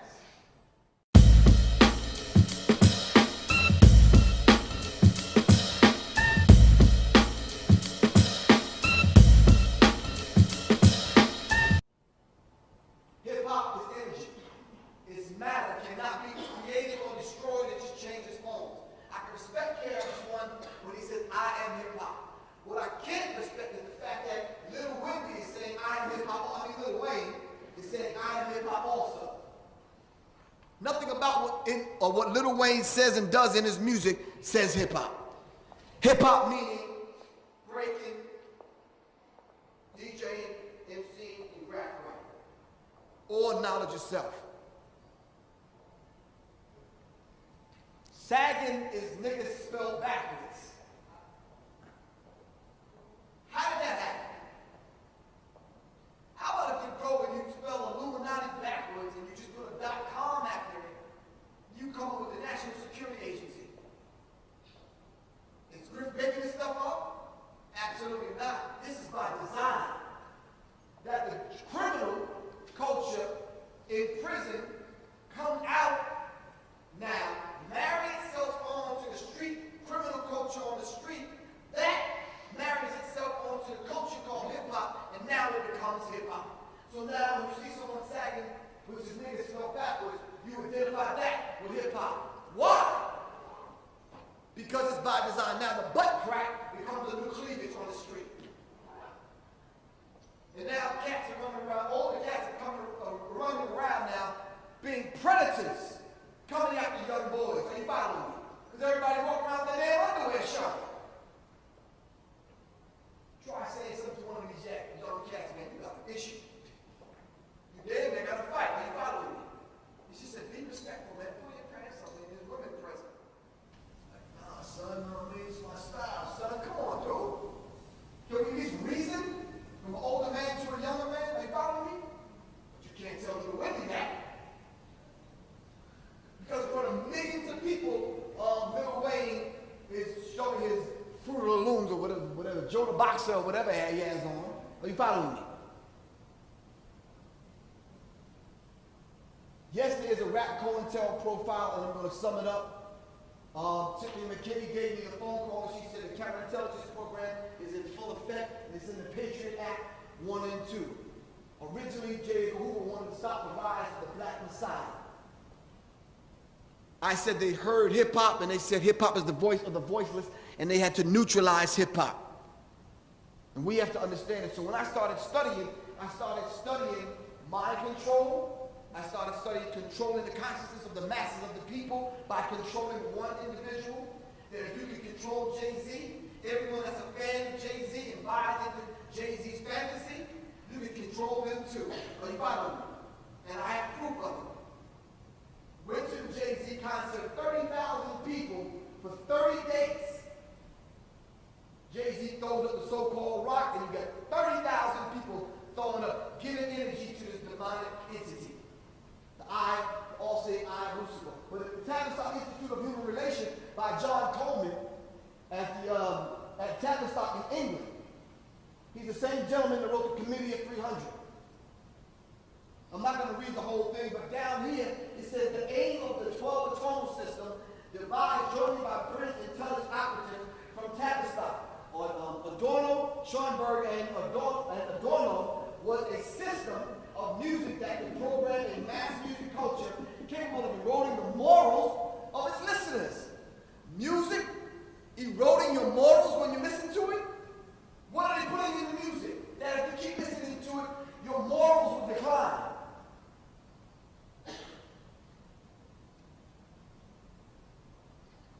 Then they give you the visual.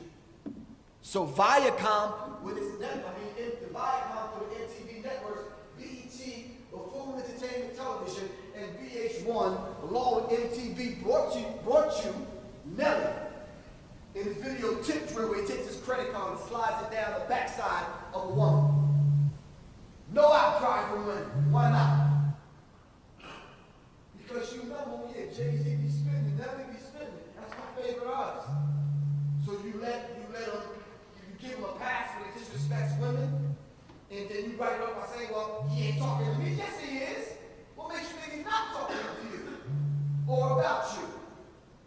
Flavor Flav on Flavor of Love wearing pink, calling himself a pimp? Dude, you come from the most politically conscious, socially conscious hip-hop group ever in the history of music. How dare you go on VH1 in front of 7.5 million people calling yourself a pimp? Something is wrong with that pitch.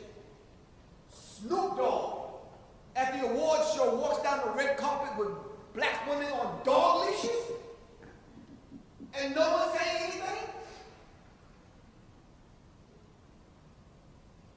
This is what rap has become. His gun says black killer. His hat says pimp. The other part of his hat says slave mind. His arm says true hater. The tombstone says another black person killed by another black person. On her butt it says self-hater. The little baby is holding a future prisoner.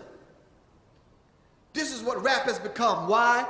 Because they have changed our music to vibrate at a sexual frequency. A frequency and beat that creates a mental sexual frenzy. On the cover of the Source magazine says, our rap is the new target of the criminal injustice system. A friend of mine by the name of John Matash wrote the book, The FBI's War on Tupac and Black Leadership, and connected the dots using FBI documents. He connected the death of Martin Luther King and Malcolm X to the death of Biggie and Tupac, J.M. Master J, Jimi Hendrix, and other revolutionaries.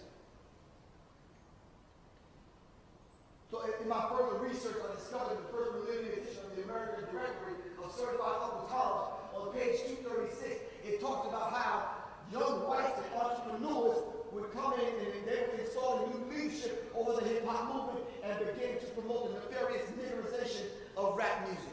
And they did so, using NWA.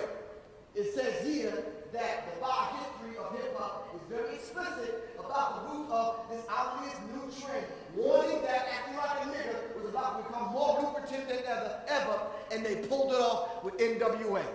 It says here that they point out that rappers like KRS-One and Public Enemy became strong positive forces for black youth. A group called NWA, Niggas with Attitude, emerged with an explicitly opposite point of view. NWA neutralized Public Enemy. So listen, so by the time this album here, The Chronic, came out, it had already neutralized conscious hip-hop. It was a rap. That's it. NWA, while they were being hunted down by the FBI, they were used to put out gangster rap and neutralize Public Enemy and the conscious movement.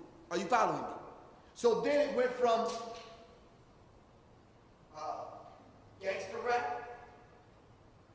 What was the next phase? Thugging. Then we were balling out of control, making it rain and all that kind of madness in the club. Then it morphed into the pimp phase. Everybody wanted to be pimps.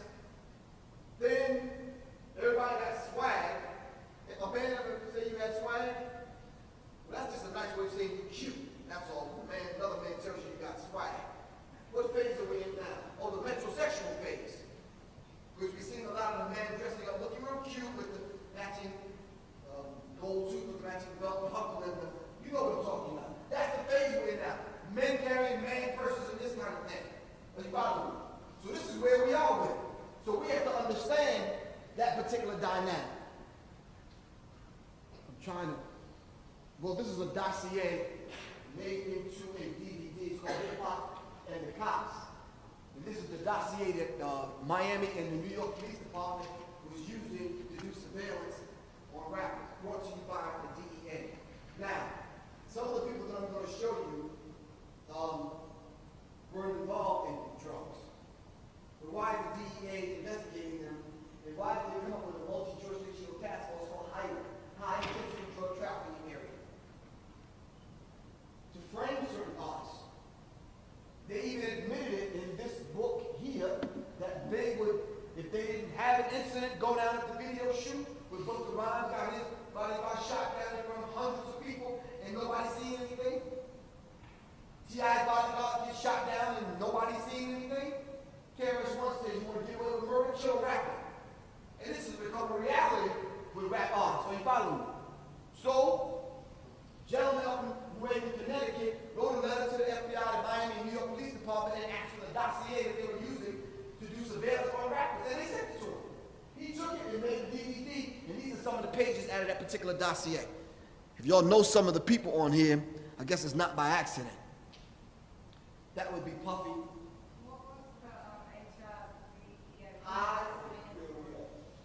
High intensity drug and trafficking area. It's high.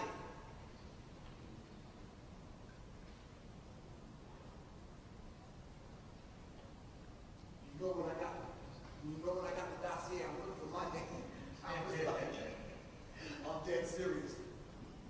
How do I know this is true? Alpha Omega was T.I.'s bodyguard at one time. Worked for Grand Hustle, T.I.'s label. When he was a DEA agent, he was a snitch. No wonder DJ Drummer got his house raided. Computers confiscated. Because they had a DEA working right up inside the camp. Are you following me? This is very, very real. Later on, T.I. is traveling in Cincinnati's bodyguard gets shot down in front of everyone. Later on, T.I. gets arrested in Atlanta, Georgia, and these are the guns he gets caught with. I said this at one lecture to all the gentlemen in the back of the room, and I made a statement. I'm like, look, straight up, I handle guns in my life. I'm going to tell you on the real, keep it 100, I don't know what the hell this is. How do you even shoot that? How do you load it? I don't even know, but the gentleman in the back of the room, the older gentleman, said these are military weapons. So now I'm thinking, what is T.I. doing on a street corner in Atlanta buying military weapons from somebody? Are y'all putting two and two together, gentlemen? Okay, let's go over some recent history about T.I. He gets arrested twice now. The last time he got arrested, he was on his way, they said, to court. And for some strange reason, he sees a man on the top of a building about to commit suicide, and he talks him down. How many times you went to jail and on the way to court, you talk? Come on, man. See, this stuff is not real. I mean, if I was a playwright or a screenwriter, I couldn't make this stuff up. We can't go over the whole history, but these are some of the victims. This is why I say that. Unbeknownst to Michael Jackson, who admitted, and it's on YouTube now, who basically was trying to frame him and kill him, is dead. The sad part about it, when my research team get together and we talk, and we exchange information, that I was just saying to myself, okay, it's a black doctor, but it's deeper than that. I'm sorry to say it's deeper than that, because he's on trial now, but it's deeper than that. He's a Freemason. But now, who is he connected with? Where did he get the drugs from to give to Michael Jackson? See, these are the questions that we're not asking. Are you following me? How many years ago did I mention that Ludacris would be next? I got a call from Raheem Devon. Anybody know Raheem? Raheem Devon gave me a call, asked me did I want to do the Soul Train musical awards with him. I said, cool, I'll do it. What song do you want to do? Just so happens to be the song that he did with Ludacris. Now, as y'all know, Ludacris doesn't like me, which is cool. So backstage and trying to have dialogue with him, I'm just kind of trying to school him about this Illuminati thing that's going on. He basically don't want to hear it. And now today, or recently, I found out why he don't want to hear it, because now he took the oath. He's hanging out with big dogs now, so now he don't want to hear because now he's up into the $20 million bracket. Hey, Bob, I said on YouTube that once you get up in the $100, $200, $300 million bracket, it's a wrap. They give him movie deals, and you're going to see his face a lot more. All right? But at the same time, you got a foundation which you handle children. Excuse my language, older people in faculty. Dude, this song is, move, bitch, get out the way. Come on, you handling children? Holes in every area code, and you handling children? You go to Africa, the first black man from America to shoot a video in South Africa, and you wear a Marcus Garvey t-shirt, and the song that you do is pimping holes all over the world? No, I gotta take offense to that. I'm sorry, dude. I'm very offended. As your older brother. You may think it's artistic. I see a problem with that. We gotta talk. That's all I'm saying. So you heard me tell the story about Quincy Jones, his relationship with Michael Jackson, Quincy Jones' daughter being engaged to Tupac. His daughter's name is Khadija. Khadija's best friend was Aaliyah. Aaliyah mysteriously dies in a plane crash. She was engaged to Dame Dash. Before she was engaged to Dame Dash, she was dating your man Jay-Z. So when I introduced the whole idea of sex slave inside of hip-hop, no one believed me. When I started proving it, they started scratching their head. How did it happen? Ask her uncle, what is her uncle? Oh, Barry Hankerson. Barry Hankerson was the one that found the R. Kelly sex tape and put it out on the street because Barry Hankerson was accusing R. Kelly of raping his niece. Statutory rape because Aaliyah was underage. Listen, it's hard, it's painful as it is for me to say it and for you to take it. It is going on in hip-hop. All right? Someone has to speak to it.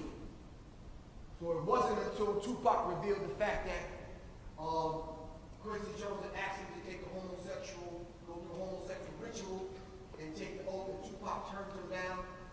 At that moment, Tupac was marked for death. All by his own admission, not mine. Dame Dash, Suge Knight, Irv Gotti, and Jay Prince, 4 prominence record companies they got together to put together a distribution company, and I'm going to close in a second. I mentioned the fact that blood ritual, because I know just with dealing and talking to gangs, there's a ritual that they have with blood in, blood out. You got to spill some blood to get in, you got to spill some purple with your blood to get out. Once you're in, you're in. I said the same thing with these guys taking an oath and operating in the $500, $600, $700 million club. All right? So when I mentioned the fact that they had a private meeting with Jay-Z took the information back, it just wasn't Griff talking. I was documenting it. It's there in the Source magazine. He bragged about sipping $20,000 bottles of Cristal in San Tropez with the Blue Bloods. So I'm thinking, who the hell are the Blue Bloods? So we started tracking down who the Blue Bloods. And we found Barack Obama, Jesse Jackson, and some other people. Through an organization called the Boule, which means advisors to the king, are part of the Blue Bloods. Denzel Washington and some other people. So they rewarded Jay-Z. New Jersey Nets, J Hotels, 40/40 clubs, and some other things they rewarded Jay-Z with. And now Jay-Z is up. First 2 people that he signs when he takes over Def Jam is Jeezy and Rick Ross, 2 known drug dealers. Why? You have to keep the low vibratory frequency going. I did say that Aaliyah was Dame Dash's sacrifice. Suge Knight signed Tupac, and we know that Tupac died in Las Vegas. The story that I was telling a couple of years ago at that particular time was Tupac was the one that was supposed to star in the movie Minister Society before they got this guy. I don't know his name. But in the movie, his name is Kane. All right? Tupac was supposed to play Kane in Minister. How many people see Minister Society? Well, then is it art imitating life or life imitating art? What happened to Kane in the movie? Wasn't he sitting next to his cousin at the light in the BMW?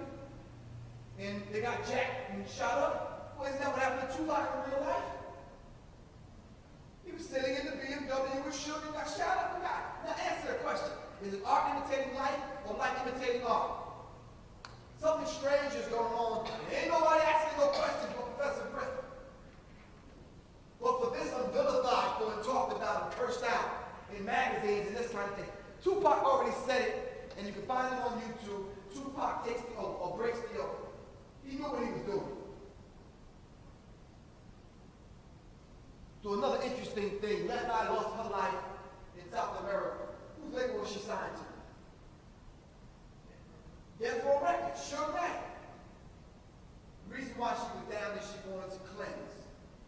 And in the cleansing process, she was down in South America with Dr. Sadie, and she lost her life. You ever heard the story that was told about how she died? Right, they said that they had hit someone a week earlier, a young boy, and the young boy lost his life. So when they was driving a week later, she thought she seen the young boy on the highway about to hit him again, and she swerved. I don't know what that's about. You seen the movie recently, The Right? Check it out. All right, let me just find a point where, or I guess I got to talk about this because Jay Prince was one of the ones I had to apologize to, because he said that I said that because of the blood sacrifice that I was talking about, when Pimp C died, he said I was making a claim that he benefited from Pimp C's death. And I wasn't saying that. I'm saying when we got together to ask the question about what happened to Pimp C, there was information that he obviously knew that never got out. When the research team finished researching the death of Pimp C did an interview with Old Soul Magazine and went live on the air, and he started talking about the homosexual ritual that was going on in hip-hop. When he revealed some of the names, about a week and a half later, they found him dead at a hotel. The only thing I did was ask the question, what happened to him? We found out that there was a woman in the room with him, but nobody knows this woman. Should we not be concerned if you mysteriously died and there was a man in the room with you? Thank you. And that's all I'm doing, but because I'm Professor Griff from Public Enemy, no one has any real answers, and I keep getting cursed out and talked about. Yes? What's your research name? Oh, you know I can't reveal my sources?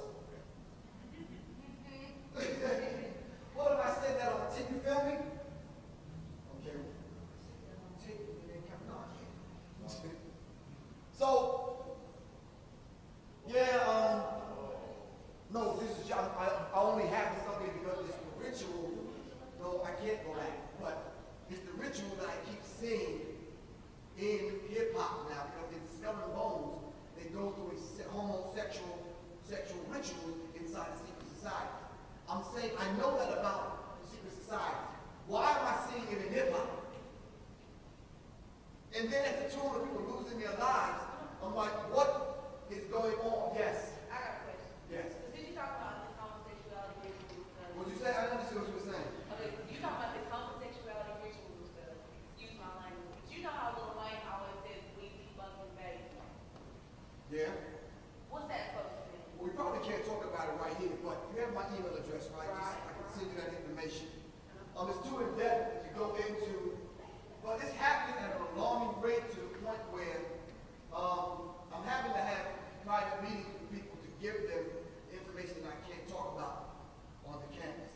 Not that I came and I didn't have to sign a waiver not to talk about certain things with the administration. They didn't put me through that. I'm pulling it back simply because there may be some people in the audience that's sensitive to this kind of material, and we have to respect them. Are you following me? That if I'm not going to talk about it in a way that we need to kind of handle it, then why talk about it at all? But it's actually going on. I see you. You're going to throw a rock at me. Action ain't doing. Talk to me. What about Kanye West? You can't talk about all this and not talk about Kanye West. Well, I did have a piece after I was going to say that members of B2K actually came out on Oprah and spilled the beans about what's really going on in the music industry about the homosexual rituals. So it's just not Professor Griff talking about it. The cat is out of the bag now. I want to show you, I'm trying to find some place to end. The whole liquor thing is about the ritual and initiation ritual. It seems like every rap artist gotta have a liquor album now. Why? Everybody gotta have a sex tape? No, a liquor, a sex tape, and cologne.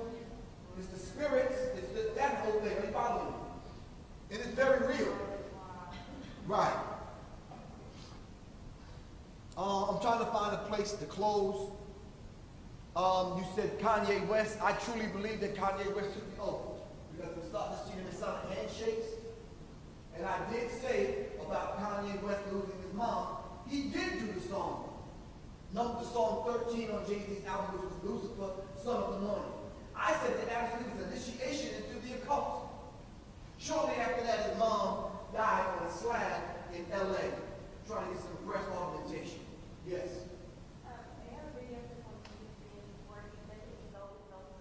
Yeah, I think I have that in here somewhere because I talked about him making good songs in the beginning when he first came out.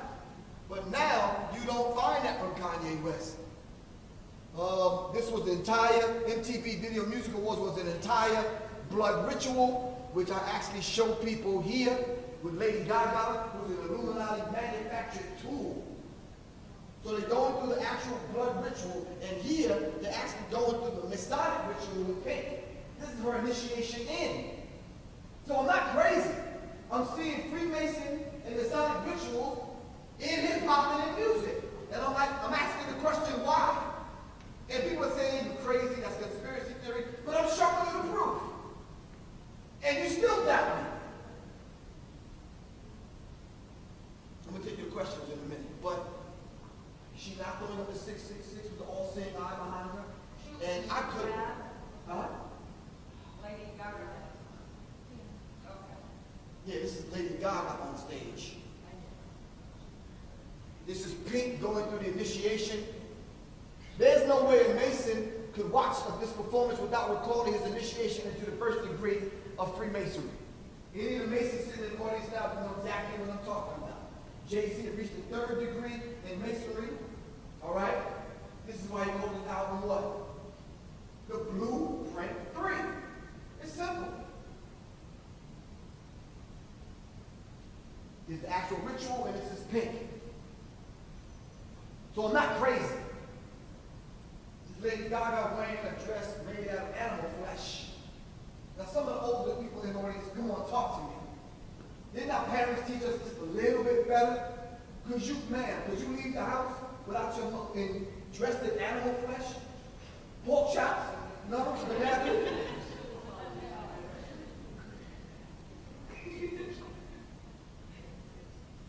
Blueprint 3. 3 degrees of masonry. Once you hit the Blue Lodge, the third degree in masonry, you go up to the York Rite or the Scottish Rite. I don't got time to break the whole thing down, but this is Jay-Z throwing up the all-seeing eye on Lucifer. Jay-Z's clothing line is called what? Masters of the Craft. I'm not reaching. This is actually going down. Masters of the Craft. So you see the Kundalini snake traveling up the base of the spine to activate the pituitary gland.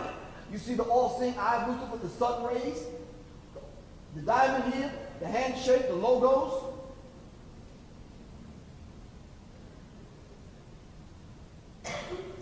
Did we go over that about an hour ago? Yeah.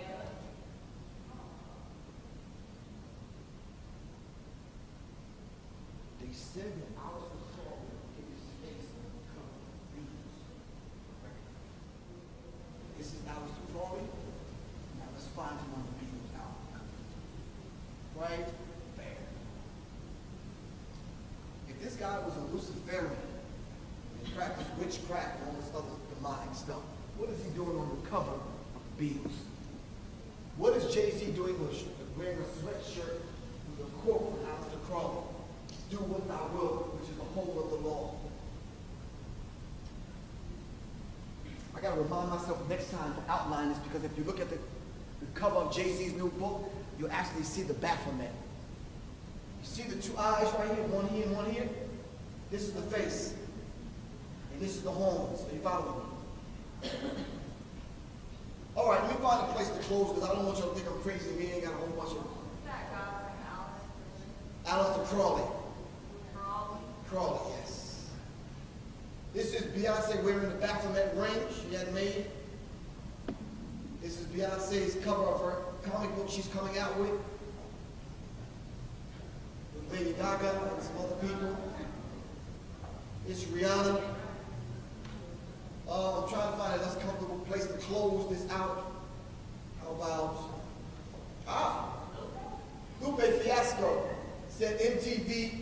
MTV is Illuminati's favorite network. Your man Kanye West says, I sold my soul to the devil. It's a crappy deal. Lisa came with a few toys and a Happy Meal. Admitting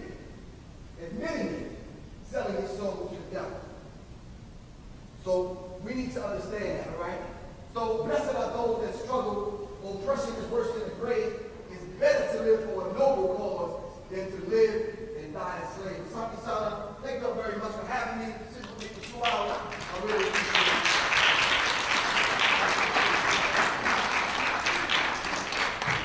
I know it's a hard pill to swallow, but I'm giving it to you as I see it from the inside out. Hit me up. Now listen, adhere to my disclaimer.